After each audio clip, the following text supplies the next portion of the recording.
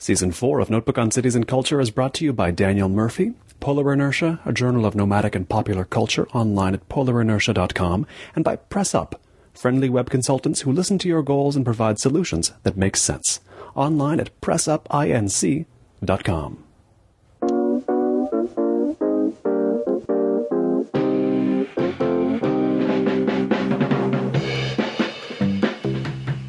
Is the Sawtelle you grew up in much different from the Sawtelle we're sitting in today?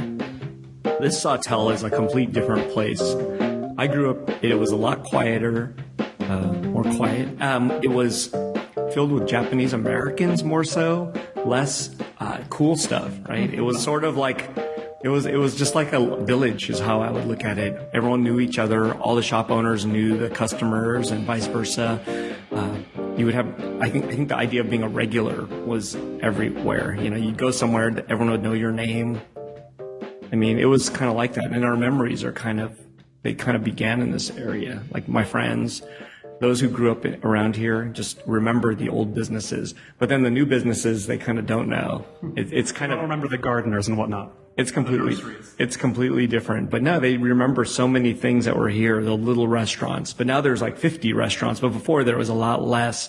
So you would remember the 3 or 4 restaurants that your family would frequent. But now I don't know what families frequent what anymore. And, you know, maybe they're not from the neighborhood. So it's kind of different. It's a whole different area. But it's a destination location. And as a business wise, I would say this neighborhood got better. You know, as far as a lot of other neighborhoods, sometimes they get worse for businesses, but this one really improved. Yeah, it's amazing. This is Notebook on Cities and Culture, and it is Sawtelle where I'm sitting down today with Eric Nakamura, founder of Giant Robot, which is many things. It's here on Sawtelle, it's a store and a gallery. It's been a print magazine. It's been a store and gallery in New York and in San Francisco. It's been a restaurant. It's been all kinds of things, but it's a concept that is, you know, you could call it an aesthetic culture, a lifestyle brand, but it's held together by a few important things, one of which is the personality of Eric Nakamura. How shaped do you think you've been by Sawtelle, your personality? Oh, okay. I actually grew up in this area. So I believe that I was involved in pop culture before I even knew what pop culture was, meaning my parents would go to work. My mom owned a restaurant. My dad was doing construction, which meant, where was I? You know, so that meant daycare, which meant I was literally, maybe from where we're sitting, maybe 100 meters away. It was a house and that was like a daycare place. And it wasn't probably licensed. It was an unlicensed daycare place. I think there was probably like 6 kids every day. I would go there after school and that was where I'd be until evening or nighttime. And, but again, it's where I would meet with other kids and we would talk about animation and manga and toys. And this isn't like American stuff. This is all Japanese stuff, right? And I went to Japanese school and same thing. It's like you had class, which was the worst part, but the best parts was the pop culture, the discussions of comics, the things that you would show each other before class and after class. And all that was forming what I know now as Japanese pop culture. Things people's families sent them from Japan or their dads brought back when they came back from Japan, that sort of thing? Absolutely, 100%. And then there were shops here that were importing those things. So we're talking about like the heavy robot toys, yes. You know, the Godzillas, all those kind of items that you couldn't find at a Toys R Us was here. You would find it right in this neighborhood there was like a local shop that was, I mean, they always said it was called Yamaguchi and they would always say from soup to nuts, basically, which meant they had a great candy section for all the kids, but their toy section was great too, way back in the later 70s and 80s. You know, when I was a little kid, that's where my parents can go there and get import toys. That's where my Christmas gifts came from. And, but that's the building blocks of what I think was my knowledge of pop culture. What are some of the iconic items you remember from those days as a little kid in the 70s? Things you would watch or think toys or even candy that you would get from Japan or from here that came from Japan that really formed your consciousness of what Japanese stuff was? I guess it was almost like the other, you know, like being something different than the kids at, you know, my daytime school, right? The school afterwards was Japanese school, which was literally, that's just a block away. Is that at the Japanese Institute of Sawtelle over there? That's where I went. And I spent maybe 10 years there. I think I went for about 10 years, but that's the school after my school. And I would have to go there, 4 days a week, I think it was. And, but that's just where I would, see everything and meet people and talk about things. And that's where they understood what I was talking about. So basically, yeah, I would watch, it was on UHF, right? Yes. I was watching a Japanese channel and everything would be translated. Actually, was there translation? I don't remember. Come to think of it, I might have just been watching in Japanese, but it didn't matter. It's the universal language of animation, right? And anything robots, anything cool like that was there. So I watched stuff like those. I think Robocon was on, but I saw Kikaida, which was a live action superhero, sort of like a Spider-Man type of character, right? There were just so many characters that we're watching and so many shows that, those are the things that I kind of grew up with. And then those are the toys that I would want. I wouldn't want a Scooby-Doo lunch pail. I would want a Kikaida doll, those are the things that I thought were cool. And, I think that's sort of, again, what made myself different than a lot of kids at my school was this kind of background knowledge and this little secret afterlife of after school activity. It wasn't me playing sports, but it was me geeking out to all this great stuff, And were you continually pursuing all that great stuff from between the 70s and then the 90s when you began Giant Robot as a zine? Were you always just moving forward on seeing what, because it seems like it was never just your grandparents' culture, Japan, that's the old country. It was never that for you, right? It became that later. I learned to enjoy all the things like drinking tea, and cool Japanese architecture and gardens and all that kind of stuff that you might think, oh, that's boring as a kid. I mean, that came later, as I learned about more just Japanese culture in general. But for the most part, Giant Robot started off with just pure pop culture. It was the cartoons. It was maybe sports, maybe just anything that we really liked, and pop culture type food. It wasn't traditional food. It was more just whatever was fun and funny. I can go buy Japanese candy at the market and just start laughing at the packaging, right? Those kind of things are the things that we wrote about and made fun of. Maybe it's ramen. But then as I got a little older and as Giant Robot progressed, it became more about both low culture, high culture, whatever you want to call that, pop culture, and maybe things that are completely forgotten, even in Japan, right? Just old country things, like completely, really rootsy Japanese things that, like maybe an 80-year-old would appreciate. But I began to appreciate all of those things too. Now, in 1994, 20 years ago, when you started Giant Robot, today, it's so easy to come by Japanese stuff. Everybody growing up encounters Japanese things, but you had to go pretty far out of your way if you were not an American of not Japanese heritage to find even anime like laser discs you had to buy. You couldn't find information easily. I remember reading magazines, reading magazines over and over again, the same one issue. I would just read it a bunch of times because I couldn't regularly get animation magazines, right?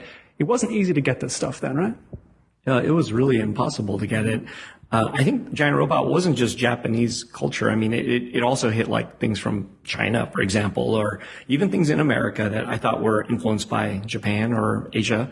So we were interested in a lot of different things, and I loved so many different aspects of culture, but yeah, it was hard to get anything. And I think that's kind of what made Giant Robot kind of grow a little more, was that there were, unknown to me, there was this huge audience of people that wanted all of these things too and wanted to know more. So we were very consciously, like when I'd read an article, I would try to give my sources, like where can you get this? How hard is it to get a VHS of a certain show or stuff like that? We were trying to connect people to other things, and it was almost altruistic in a way because we didn't have a shop, we didn't have any mail order business, nothing. We're just freely giving out information, which I think it came at a premium. It wasn't like the net now, it's kind of all free. Right. At that time, it was hard to find anything, and it was all by snail mail. Yes. It was kind of rough. It seems like for a lot of these reasons, Giant Robot is really essentially a product of Los Angeles. You had to be in a city like Los Angeles to make Giant Robot at that time, right? To get connected. It's almost a good substitute for the internet in that day. The web was only like a year old in 94, but being in Los Angeles, you had connections to Asia built into your physical environment, right? For me personally, yes, because I had family in Japan, for example, but being in Los Angeles it's like a gateway, right? It's a gateway to Asia. It's a gateway vice versa, right? To America from Asia. So I think as you kind of living in Los Angeles, you'll see that so much cinema happens here. I mean, anything that's from Asia has to be tested in Los Angeles. And if it can't work here, it might not work anywhere. I think that's kind of how I would look at Los Angeles in a way, as far as a testing ground for Asia.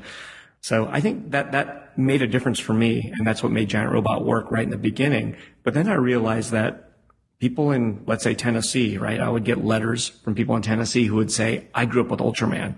Oh. I grew up watching the same shows you did. And I'm always thinking, how's that possible? But they too had UHF.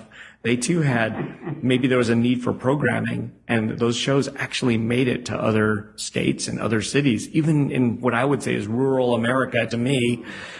They were there. Oklahoma, they were watching Ultraman. They were watching the same things I was and we were. So I thought that was a really odd kind of a realization, is when all the letters started coming in from all these different places, and they all got it. And that was neat. I always thought we were outsiders in a big city, and I realized that this band of outsiders was actually pretty big, right? It was a nationwide, kind of like there was a nationwide interest in the same things and with that same nostalgia. And that was kind of an odd feeling when I was like, oh, wow, I bet you these people look nothing like me. I bet you, that they probably would be like shocked to see all the things I was into, but would realize that this is what they wanted. They got some of it, but not much. And then through Giant Robot, they got a lot more. So even just this past weekend, I went to a zine fest at Oakland. We have an exhibition at Oakland Museum, which is pretty awesome. It's a great show. It's called Super Awesome Art and Giant Robot. But I met a guy, for example, who stopped by the table and just thanked me for rescuing him from living in Colorado, because there was nothing in Colorado. Wow. And he said the Giant Robot was his beacon, and this really just changed his life. He's not the only one, I'm sure. Oh, there were others. Yeah. There was a person who came from another place who said, thanks for making culture cool. And I was like, wow, I'm not responsible for all culture, but at the same time, yeah, that kind of idea is out there. There's a lot of people saying the same thing, saying, oh my gosh, Giant Robot, help me do this, help me understand there's a world outside of my city. And that's an honor. As we say, Giant Robot began as a zine, photocopied, stapled, hand distributed to music stores. It's been a glossy magazine. It's been a number of things. But you're talking about going to this zine fest in Oakland, and there's zine shows even in Los Angeles. But what does it mean in 2014 to make a paper zine, to hand make something like that? It seems like Giant Robot stays sort of current. Whatever is the current medium Giant Robot is in, it doesn't stick with old media so much. But what sense do you have when you see people making zines today? I mean, does it remind you of what you were doing 20 years ago? Or? Zines are back. I would say zines are bigger now than they were then. Is it time to become a zine again, Giant Robot? I actually reprinted our first 2 issues into a zine form, and those have been popular. And I've been making zines for art exhibitions here. So once in a while, I'll make a new zine. So I'm still making them. That's kind of a really fun thing to go back, being back to do. So I'm a big fan of zines, and I just love seeing the fact that maybe people are looking for that handmade experience and that closeness to an editor or writer or a creator. And maybe that's it's kind of like eating tacos from a taco truck, right? It's handed to you by the chef who might be this great chef. Zines are the same way. Now you're getting a magazine that's unfiltered from a newsstand or distribution or even time. You're finding, it's being handed to you by the zine maker. And I think that experience is what we're all looking for, with the net kind of linking us together, but anonymously. I think this, in-person kind of warmer feeling is what we're missing, and that's kind of something that I kind of see that's happening out there, is people wanting this connection to a creator and wanting it to be a more warm one than a cold one via the internet, Now that's sort of, I don't know, I think that's special, and that's kind of I think we're all looking for it. We just don't know. It reminds me of, and guys a little bit older than me would do this, but before Japanese animation was so widely available, especially in translation, you'd see a lot of this trade in fifth generation dubs on VHS with fan-made subtitles they put on it, with a character generator at a public access station somewhere. I'm sure you remember these, right? Sure. Those days I don't know if they're gone now. I guess, actually though, the fan subtitle stuff is happening. It's just online. Yeah. And I think that's just all a big honor system. Some people make those subtitles, and then as soon as, if it ever gets distributed, they take them down. and make them where you can't download them for free. So I think, I think that the fans kind of helped animation in America, right? Japanese animation actually grew because of the fans. Without the fans, it won't work. And the fans actually helped do the hard work and the heavy lifting to test market everything. Right. And then the big companies can come in and say, well, we'll release this one because the fans, the hardcore fans are loving it. It's a test market. And I think that's just another way to do business. Got pretty focus grouped in that way. Yeah. And also the internet. But I mean, you look at it and you imagine all the anime fests, which are, I think, doing better than ever these days. You're seeing a new economy rise out of, what I thought was hot. I think that just had a lot of people just kind of being looky-loos and taking a look at it. And then it kind of slowed down. But then I think now it's the real fans, the people that are like ingrained in it, that are living it. So it's not just a fad. I really believe that it's kind of a lifestyle. Like, this is not just anime only. It's like the whole lifestyle of it. It's the costume, cosplay, but it's also like, it's leaked into art. It's leaked into video games. It's leaked into everything. So you're looking at the folks that were kind of like, based in anime and manga a decade ago are now being in a place of a little more power, a little more money. And now they're actually creating things with that background. And it's all in America. We're talking about Americans. Right. Exactly. It seems to represent a sort of a wider shift in what consumers like to pay for. They would shell out a lot for magazines at one point, and now they're taking that money and spending even more on like parties and conventions and live stuff. People seem to, with everything being available on the internet, now the thirst for things that aren't on the internet has risen. I mean, is that what you have observed too? Sure. It's that connection, everyone wants to be there closer to the source of the culture, I think. I think that's part of it. And if you're like really out there hunting for things, you want to run around and definitely check things out and experience them, not just see them or see pictures of them. I kind of feel like that's sort of a 2014 kind of thing that, we're all chasing. It's that experience. So I think people, although they'll say it's a bad economy for certain things, people are spending on food, drinks, going to like these new cool restaurants that have crazy concocted menus. I think people are really more interested in that than ever. Before I felt like it was more like, okay, there are these special restaurants, but then I feel like these special restaurants are no longer as expensive as they used to be. Like, you don't have to spend $100 on dinner. You could actually find a place that's going to do some really crazy concocted farmer's market special, everything like organic, but all cooked in a certain way, one day only. You know what I mean? And people will come that one day. Exactly. And they'll spend, a little more, like $25 or something like that, but you don't have to spend $150 or $100. I think it's happening on big scales and also small scale. Like a small restaurant will do that too. And, just, again, it's social networking your audience and bringing them in for that experience. That's important. Everyone wants to know, like, where everything's coming from. And that knowledge makes people really happy, that they want to know that, oh yeah, it came from this farmer in Vermont. Right. Here's this picture on the internet. It's really him, or her. Yeah, they want that story, they want to know. And that's part of our culture, is to understand where everything's coming from and experience the micro with the macro and, the big picture and the small picture all just mixed together. That's what we want, or a lot of people want anyway, It makes me think of how Giant Robot hasn't been hesitant to experiment with making real life things. Like, you mentioned restaurants. There was a Giant Robot restaurant for a bit here too, right? Oh, we did that for 7 years? That's a long time. More than a bit. So 7 years by the standards of a restaurant, that's astonishingly long. Isn't it like 90% of restaurants go under in the first 9 months or something like that? 7 years. How did it go 7 years? I never got to try it, so maybe it was just really good. But how did that work? Or why the idea? Well, I think for everything I do with Giant Robot has a plan of longevity. And maybe things even go longer than they need to go. But I always plan on things to go for a while. I don't want to make anything that just is a really big fad for a few months and then close. My whole thing is to sustain itself and go a long way, or long as we can, or long as we'd like. But I always think that's the way I like to do things in general. So we serve simple food. We wanted it to be a little healthier. Again, same kind of thing. This is years ago now, but, we had a chef who was from El Salvador. But the El Salvadorian chef he cooked Japanese food. That was his career, always cooking Japanese food.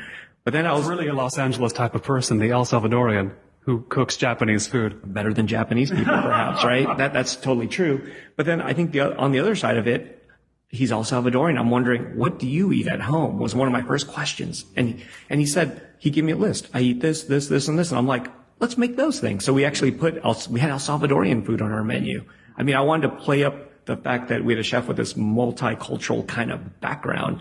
Although he's El Salvadorian, he knows Japanese food, but he also is El Salvadorian, and he makes these foods at home. And I wanted people to experience this mix. And I don't know if that's good or bad. I think that just confuses people. I mean, I might have been better off with Thai food, right? But you know what I mean? Maybe a donut stand would have been better. But it's always like trying to stick to the idea of doing something creative that kind of blends different cultures together.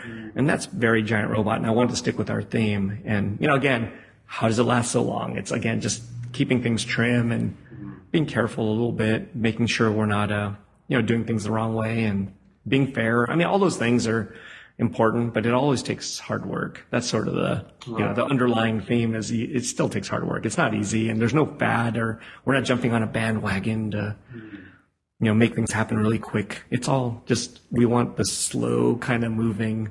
You know what I mean? I say what you mean. That's more my style. I'm on board with that. So that means at some point you had 3 separate businesses going on Sawtelle at once?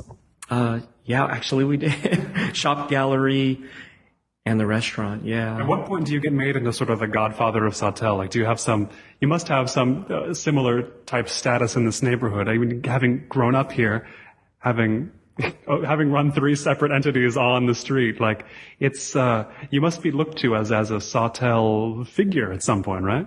Yeah, I've heard every name. The mayor, I've heard that. I've heard Shogun. Sawtelle Shogun. Yeah, I've heard that. But in the end, I mean, I love the neighborhood and I like the people. And, for example, I'm sitting in here working. I work at the gallery. Actually, now I'm here in person because I used to not be. Right? I was working at home office type of thing and seldom even around. But no, now I'm here all the time. A woman, maybe about 80, got locked out of her house. And she walked in and said, I'm stuck. I got locked out. I don't know what to do. My son lives far away and all this kind of stuff. I actually broke into her house and got the door open for her, and she got into her house. And it's her house. I made sure. I actually looked on the way to the front door when I broke in through a back door. I looked at the photos and I was like, okay, it's her house. I see her in the photos. Right. But I mean, I totally closed that day for an hour and I went there and took care of her, so I'm willing to do things like that too for people. I witnessed a bicycle accident. I've witnessed car accidents. I mean, just from being here, I'm really active in trying to help people, which meant, the bicycle accident, I was helping that guy with his bike and all this kind of stuff. I mean, I'm totally available to help people too. I try to give people directions. People always ask, where should I go eat? And I'm always pointing to all the choices, and I don't know. I don't want to be a mayor or anything, but I want to help people, and I want people to have a good time and have a good experience while they're here. That's important. Where should they go eat in Sawtelle, by the way? I have my own favorite places, but you'll have yours. Well, believe it or not, all this food here, and I like sliced truck pizza the best. Oh, really? That's really funny. I mean, I've eaten at everything, and I like everything, but I'm always like on the move, so I need something quick, and pizza works. But I mean, I love Nongla. I love ROC Kitchen. Soul Sausage is great. Sujita is awesome for ramen. I mean, these are all just the places across the street. There's all these other businesses too, though. I go check out, I still eat at Hurry Curry. Oh, yes, Hurry Curry's good. You know what I mean? Like, that's been there for a long time. I love that place. So, Balcony Coffee. I mean, you name it. I go to, I'm always checking out everything.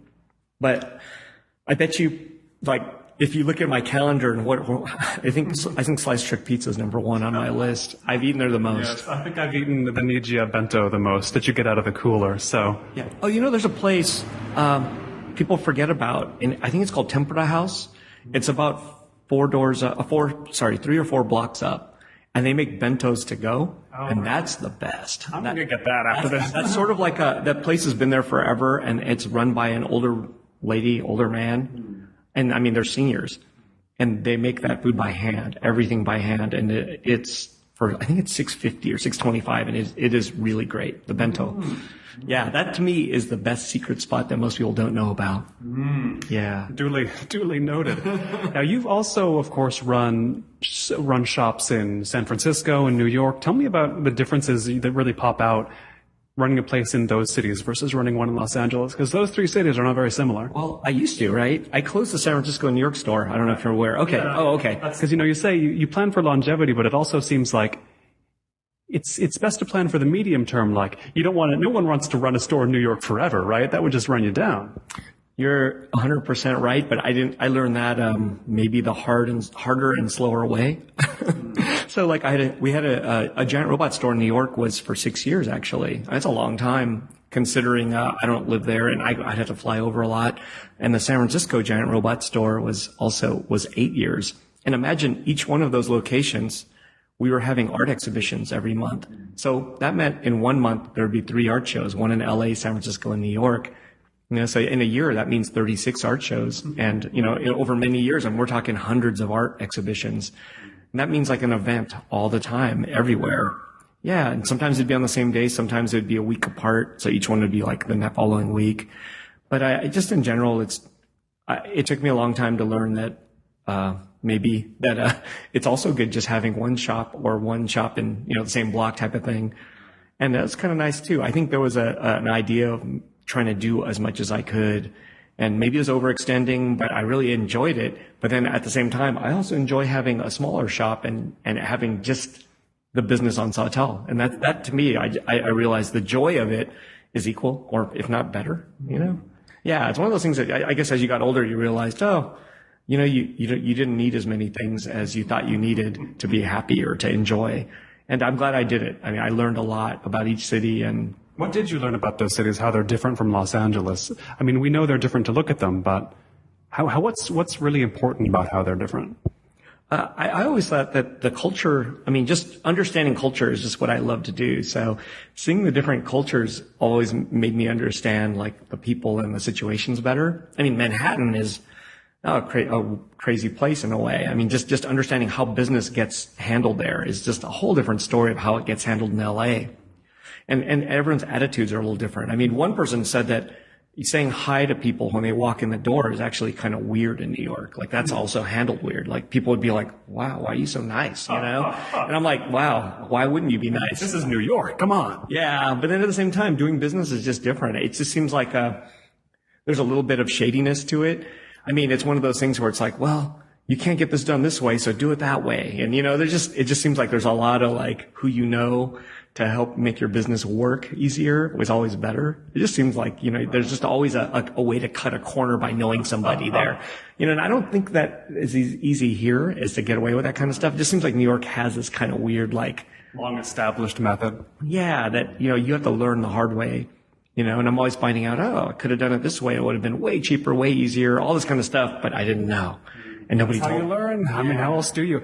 I've heard you talk about in interviews, the prospect of, not the prospect, but you've said in interviews, sometimes I think about, what if I had a store in Tokyo? What would that take to open one in Tokyo? That was the dream, I think. I think that was the plan that was gonna happen, I think.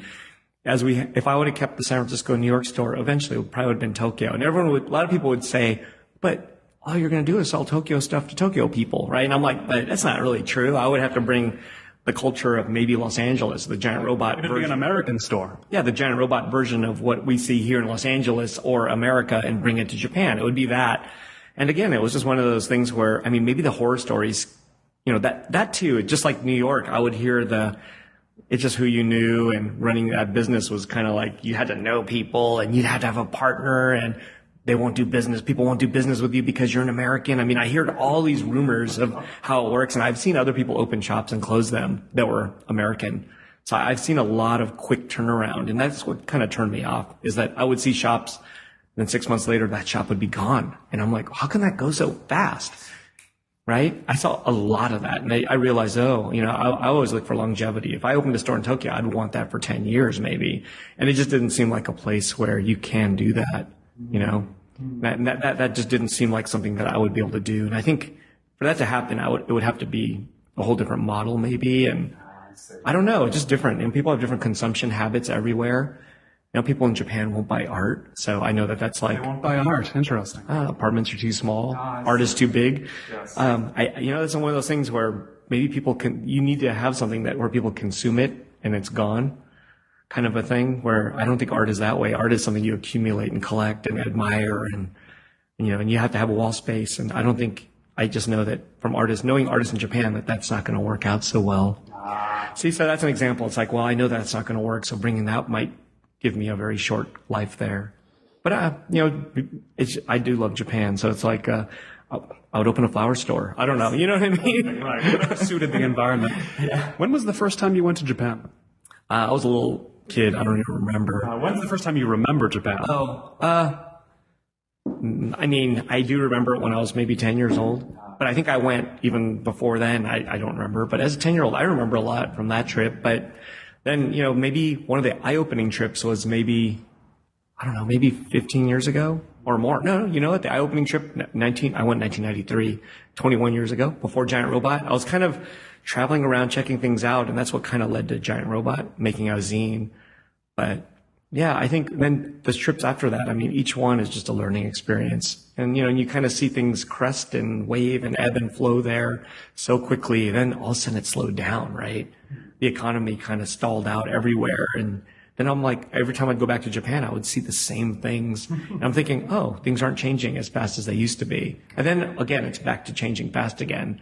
So it's interesting to see how our world cultures kind of do things like that and get influenced by different things. The first times I went to Japan, I remember they were so influenced by American things, right? Like whatever was in America, Levi's, well, that was a big deal, right? That was a trend. It was like Levi's are cool, and Bible Ones, retro this, retro American that, retro boots in America, retro leather jackets from America. And then all of a sudden it's like it turned on its head, and you're realizing, oh, they're very influenced by the cool denim from Japan, made in Japan, right? All the things became Japan influence, and they started learning, oh, we don't need American cool stuff. We have our own cool stuff. It's been here for... They're pretty good at re-engineering cool stuff their own way, too. Their own way, but also what about just the cool stuff that they've had for hundreds of years, their own history, and they realized, oh, we made great stuff from hundreds of years, even before America was made. It was already here. Woodworking, furniture, design, all these things that were influenced by things just from Japan, or maybe, with a little bit of European influence, maybe. I mean, all that stuff was so great, and I'm glad that it took a little while. But then the young people realized, oh, we have this great situation here, great history, great design, great everything, and it was neat to see that happen too. And I witnessed that, and then now it's like a mixture of everything, right? Just like here, it's a mixture of everything, and that's cool. That's how we all synthesize things. Now, you go with some frequency still to Japan. When you go, I mean, how long are you there, and what do you draw from your experiences there when you go in more recent years? I think for my purposes and for what I like to do is, some people go on a trip and want to see everything in one trip, and it gets stressful. Yes, impossible. For me, I'd rather go many short trips, full knowing that I'll be back. Don't rush. It's almost like eating that piece of chocolate cake and not eating the second slice, because a year from now I could have more chocolate cake. Like the world has more chocolate cake. That's what I mean. And Japan will be there, and I can go back in 6 months. I can go back in a year or even 2 years, and I just know I'll be back. No rush. Sometimes I go to Japan, I'll just sit all day in a cafe, and everyone's like, you went to Japan and just hung out and did nothing? That's what I would do. Yeah, and I'm like, that's what I wanted to do. That day, I did not feel like running around. I felt like relaxing and hanging out. And that sometimes that is the best feeling of all, when you could do that in a foreign place or a different place. That's great. So I learned that's something that I want to do too, is just hang out, and, being in a different environment, but just hanging out is just as good as, going everywhere and seeing different things. I mean, there's time for that, and there's a time not to do that. But for me, again, longevity is having those days where I could do nothing. I went to a tiny park, because they have tiny parks there everywhere. And I hung out with stray cats, like not the band, right? Yes, actual cats. Yeah, I hung out in a park with stray cats, and I was petting strays, and they were coming up to me, and I was like, this is the best day ever. I'm in Japan hanging out with stray cats, Didn't have to pay for a cat cafe. You had it in just outside. I've paid for a cat cafe, admittedly, in Japan. And how are they?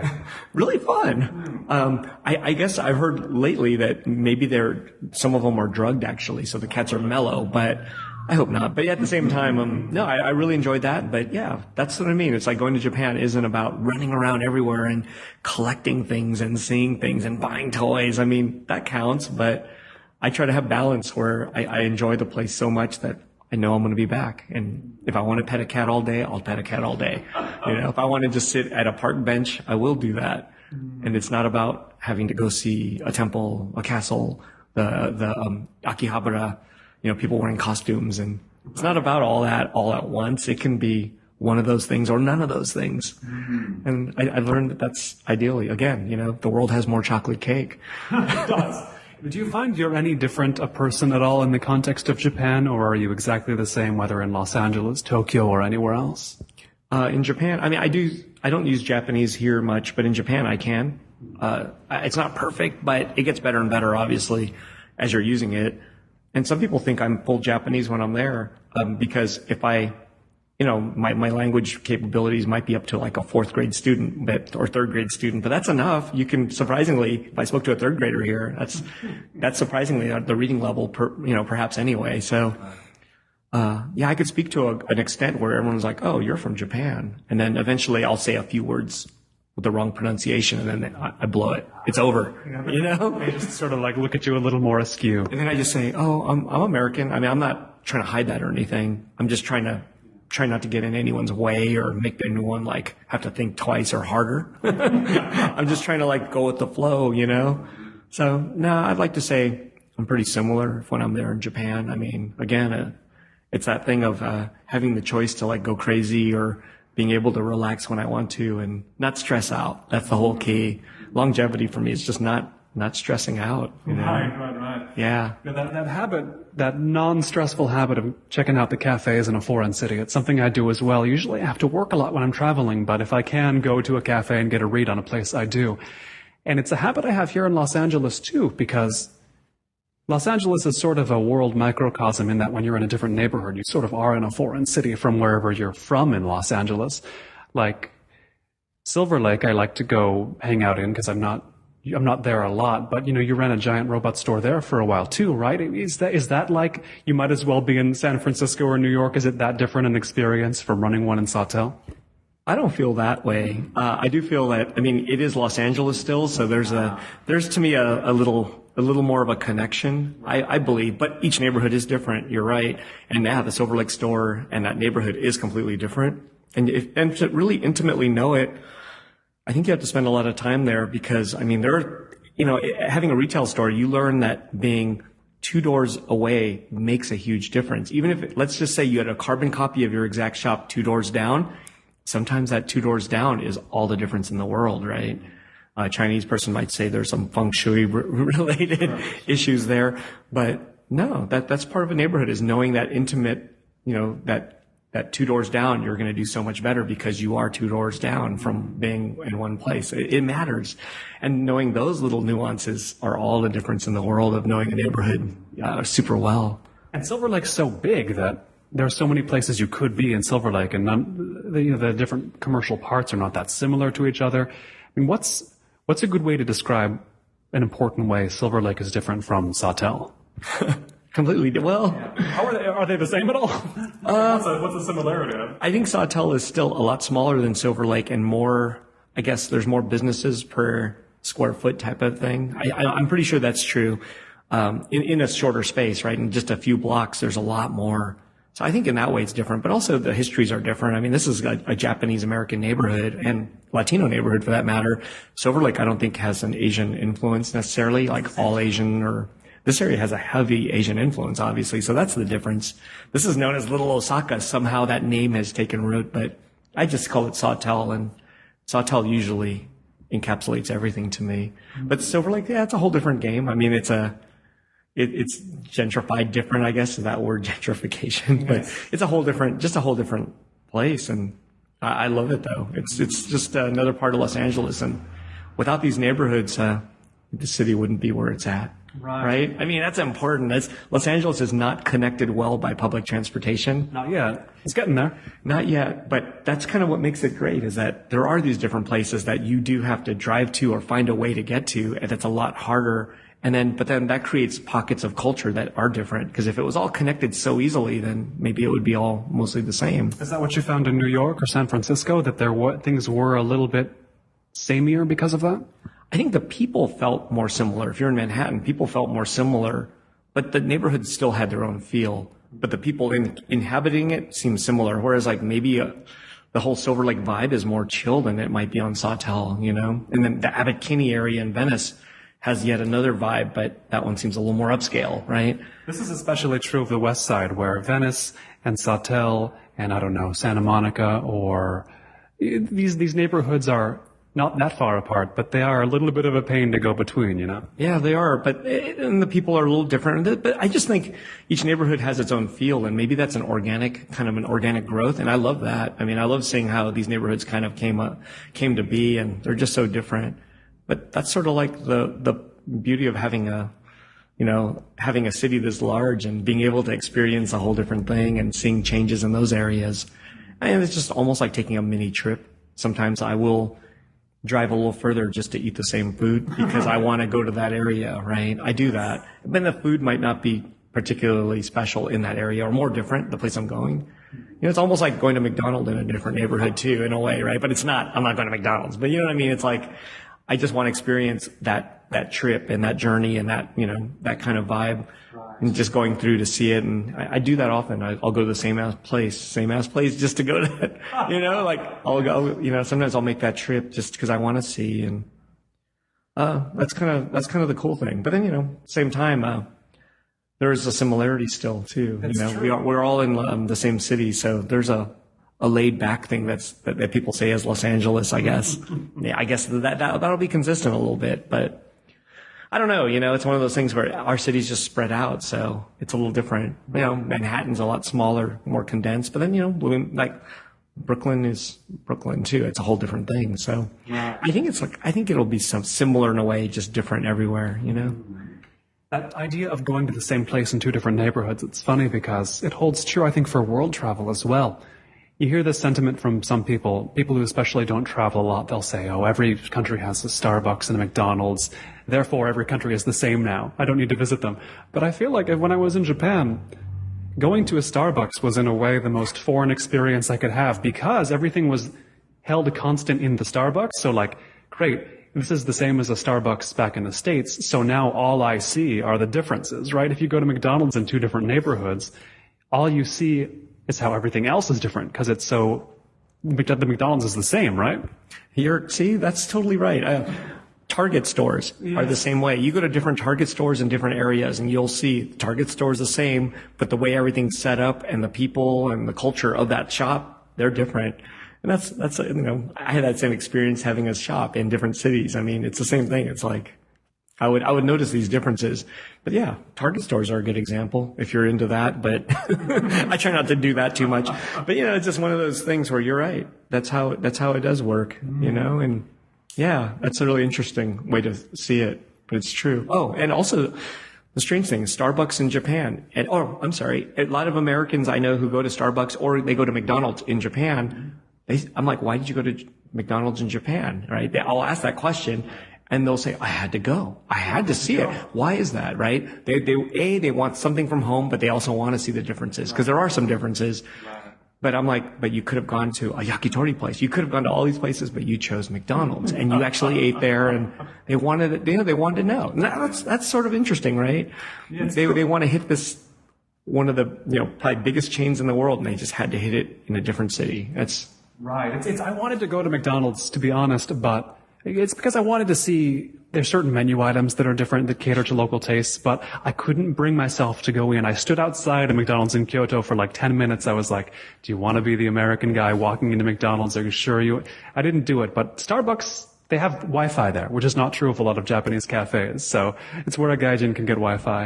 And I ended up at a lot of different Starbucks. It's really funny. But, I haven't brought up much. I've read a lot about the origins of Giant Robot, and the influences were not just Japanese, of course. There was Hong Kong movies and it was sort of pan-Asian, you might say. What other elements of non-Japanese Asian culture continue to be influential for you? Well, I think the most obvious is kung fu films, right? And that is just, Because I think part of it's being Asian American, not having less male role models on TV. There were very little. So maybe, the martial arts movies is where I saw, an Asian face actually kicking ass, you know what I mean? And like being the star, being the hero. And then, and later on, the Hong Kong movies were maybe gangster movies. Again, where the leading man or person is actually a tough guy, not a noodly nerd guy or something like that.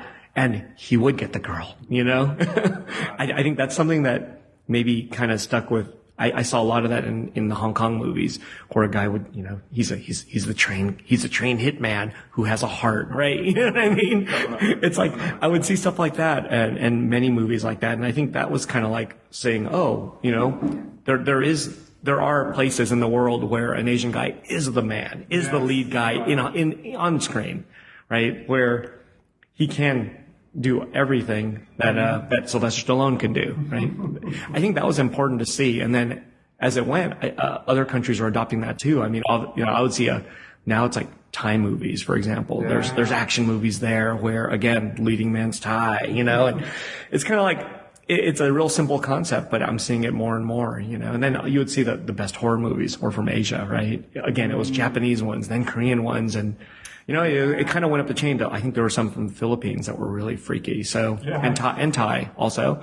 But I mean, it's one of those things where you would see this influence of cinema coming from Asia, way less budgets. But then it was the movies are so good, they're being copied by Hollywood, right? That's what I mean. It's like, I'm not always well by Hollywood. Usually they're Hollywood copies. Americans see that and they think, what, I like the Asian originals better. It's always like that. I mean, sometimes that's how it is, but then maybe we're also more lenient to the Asian movies.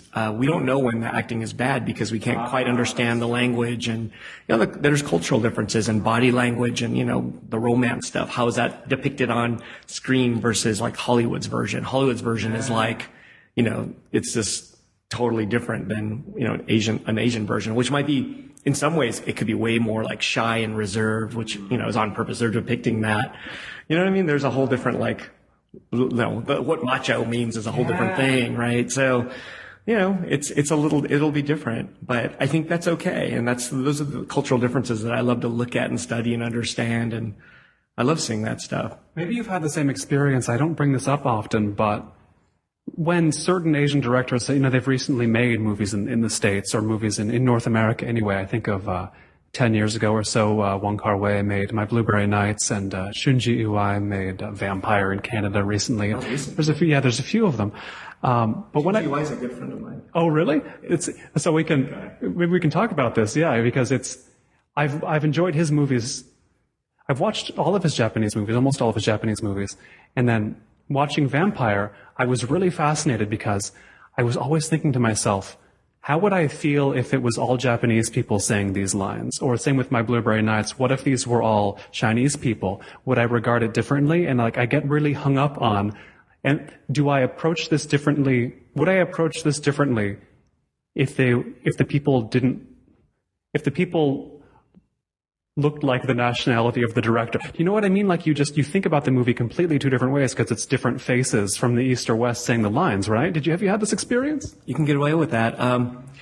Like, for example, I can watch or listen to Cantonese pop music because I don't know what the words mean. Right. If I knew what the words mean, I'd probably hate it, right? If it was all, if they were singing in English, I would probably hate it. But I don't know. To me, it just sounds like I'm listening to the Cocteau Twins. It's completely arbitrary language, but it just sounds beautiful. But they could be singing the cheesiest stuff on the planet, right. So I'm lenient to it. Maybe the same thing happens with movies, but I don't know. I like Vampire. Shunji Iwai's Vampire. It made it weirder, right? Because it was all Canadians saying it. Like it added this level of surreality. It was beautiful to me. Shunji Iwai, though, is a master of this kind of. It's like a shoegazer film or something. It's like dreamy, but it's not a dream, right? And he's so good with people, young actors, and when they're communicating, and I don't know, he has a special connection to young people. I realize, like young actors, and depicting that kind of, a person who's like 18 to 25, I think. Shunji Iwai is a master at that age, maybe even younger, 16 to 20. I mean, he's a master at handling these young actors or young characters and depicting their world. almost through their eyes. But I don't know how he does it. And I realize that I know Shunji why, because believe it or not, he used to live 8 blocks away from here. He lived in Sawtelle. He did live right off Sawtelle. He was in this area for years. He was in this area. And for Los Angeles filmmaking reasons, or? I think he was just living, maybe both. He was also just living here. This is like, he lived here not just for a year or two, he was here for many years. Wow. Just as a local, Yeah, we'd go to eat restaurants. I would see him and I knew him. He was a friend and really awesome. But then at the same time, he was this kind of mad genius who would, you'd eat dinner with him, then he'd go home and work and work and work and work and then create films and he's got projects I don't know about. But that's his mastery, is understanding the youth. So I think doing vampires a test, is it going to work with, non-Japanese characters? Right. For me, it worked. I don't think it was meant to be a Hollywood hit. It's still kind of an art film. I think that's the intention. I don't think it was supposed to be a billion-selling film. It's an art film, and like his other films, they're kind of quiet and understated, but there's a emotion and there's a meaning in there that's actually really powerful. And that's my question. Do you think he deliberately, I could imagine him saying to himself, I've never met him, but I can imagine him saying, it's going to be extra dreamlike if I put these words into the mouths of Western characters. Like this is going to give it exactly the sort of askew atmosphere I want, to deliberately set this story in a place you wouldn't expect, with people you wouldn't expect, because it's one of my movies. You know what I mean? It could be. It's hard to say. Part of it's the whole atmosphere. Even the music. He's composing that music himself. That's him on the piano playing that music. So it's like he's creating this. It's not just the words. I think it's the sound. It's the locations. He did shoot it in Canada, but the locations they look a certain way. Right.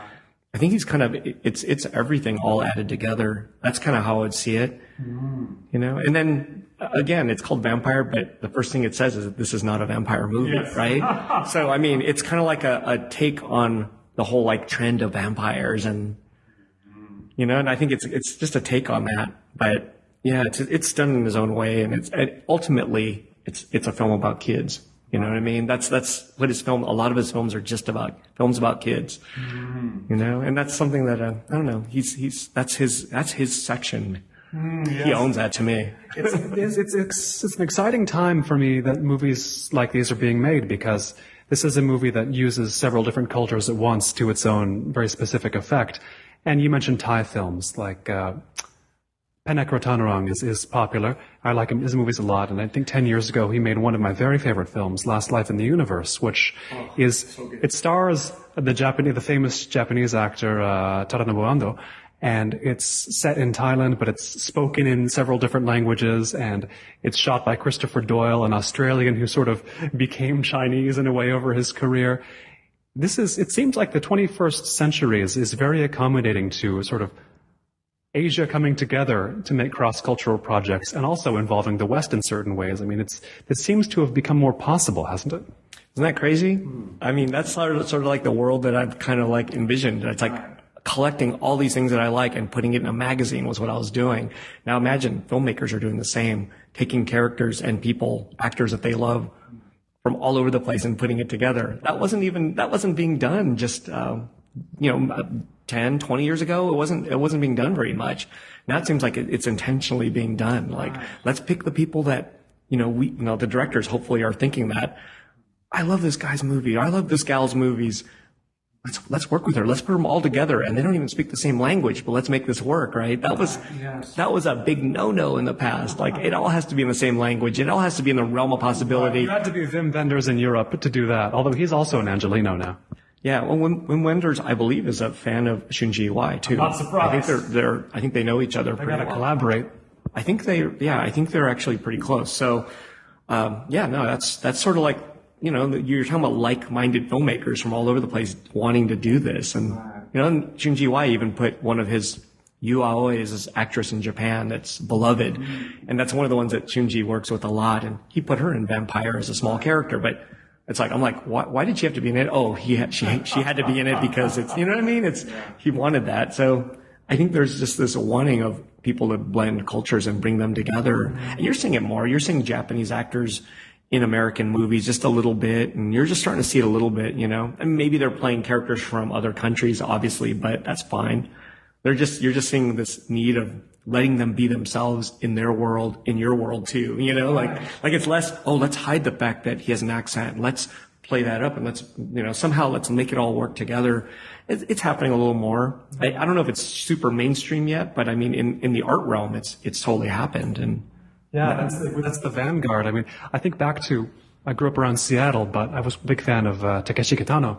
And he made his movie Brother in Los Angeles in 2001 or so. And that movie, in a way, introduced me to Los Angeles while I was in Seattle by way of Japan. I mean, so I sort of pegged 2000, 2001 as the year, I guess at the beginning of the century, this convergence really started happening, didn't it?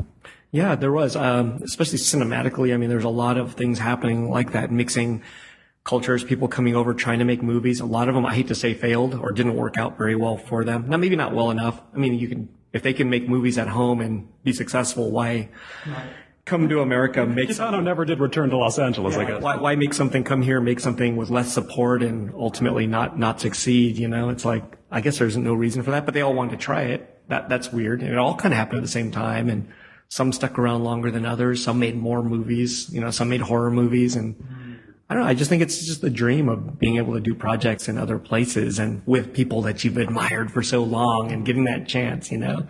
I think there's just that idea of the world getting a little bit smaller. I mean, it's so obvious, right? That's what everyone's kind of doing. It's like, oh, the Yakuza, they do come to Los Angeles. They do this thing here. You know, their world is smaller too, right? Right.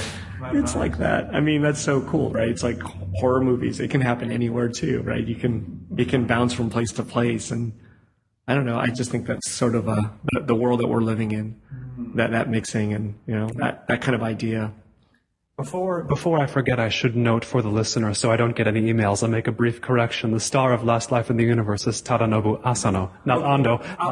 That's what I said. I know it wasn't your mistake, it was my mistake. I was going to correct you, and I was like, am I supposed to correct you or not? Because first thing I was like, am I supposed to interrupt this interview? I heard that too, and I was like, oh. I was thinking of Tadao Ando, the architect, for a second, but yeah, If both of those were two different people, I'd love to see those two talk to each other and interview each other too. God, so yes. There you go. That's something to set up. Now, with Los Angeles undergoing, people talk a lot about, especially on the show, they talk about the changes Los Angeles seems to be undergoing. You know, we mentioned the increase in transit, and that's always getting denser.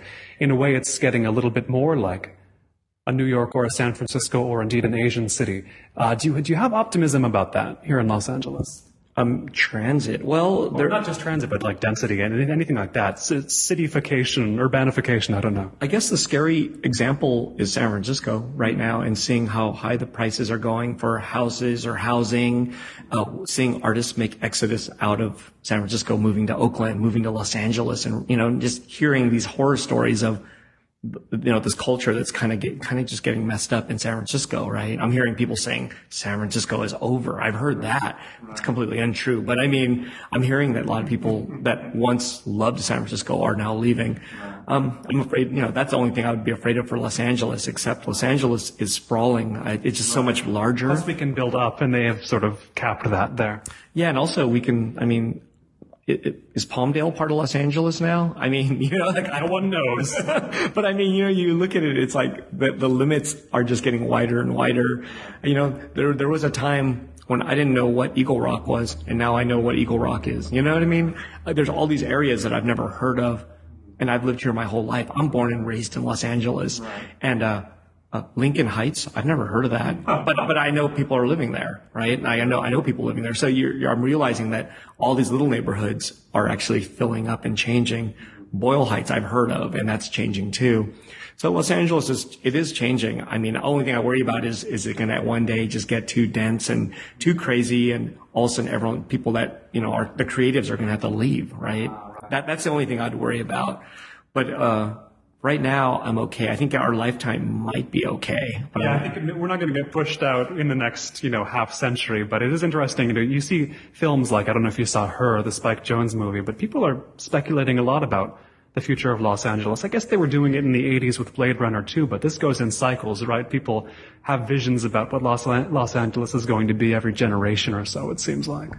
Yeah, I remember seeing Los Angeles Magazine did some futurist issue ages ago, long time, decade, maybe 2 decades ago, and there were drawings in it saying the year 2000 is going to look like this, and it was ridiculous. It looked like we were in outer space, right? And that didn't happen. Right. But we that was just like the biggest joke ever. So, I'm just kind of I actually enjoy seeing the change. I mean, that's something I try to embrace.